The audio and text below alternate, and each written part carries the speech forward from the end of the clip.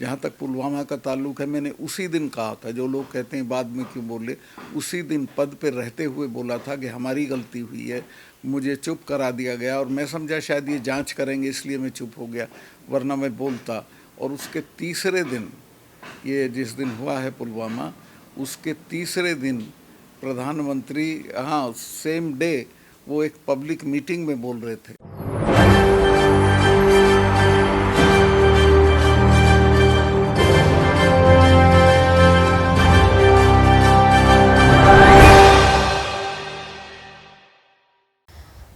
नमस्कार, SPN9 news देख रहे हैं आप। आपके साथ मैं हूं मानसी जायसवाल।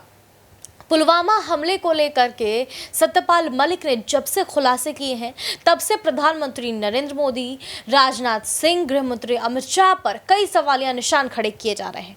अब तो सीधे तौर पर सत्यपाल मलिक ने ये चेतावनी दे दी है। कई इंटरव्यूज में उन्होंने इस बात का खुलासा किया है कि प्रधानमंत्री नरेंद्र मोदी ने खुद उनको चुप रहने के लिए कहा, यानी कि अपनी देश की कमियां छुपाने के लिए, अपनी सरकार की कमियां छुपाने के लिए उनको चुप रहने की नसीहत दी गई, ताकि देश के सामने ये बात ना आ सके कि 40 जवानों की शहादत के पीछे आखिरकार कारण क्या रहा। आखिरकार क्या केंद्र सरकार वाकई 40 जवान की शहादत की दोषी है? ये लगातार सवाल पूछा जा रहा है और सवाल लगातार पूछा जाएगा, क्योंकि भारतीय जनता पार्टी यहाँ पर अपनी कमियों को छिपाने की पुरजोर कोशिश करती हुई नजर आ रही है।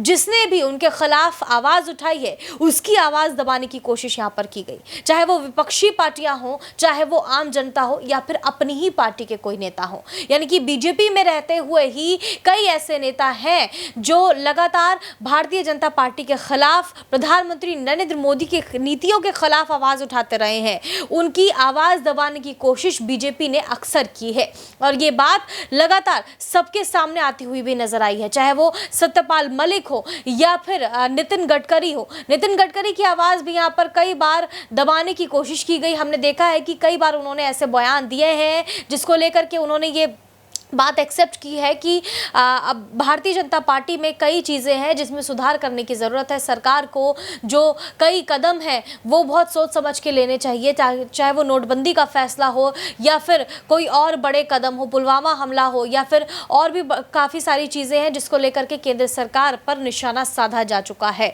लेकिन अपनी गलतियों को छुपाने की कोशिश बीजेपी अक्सर करती हुई आई है।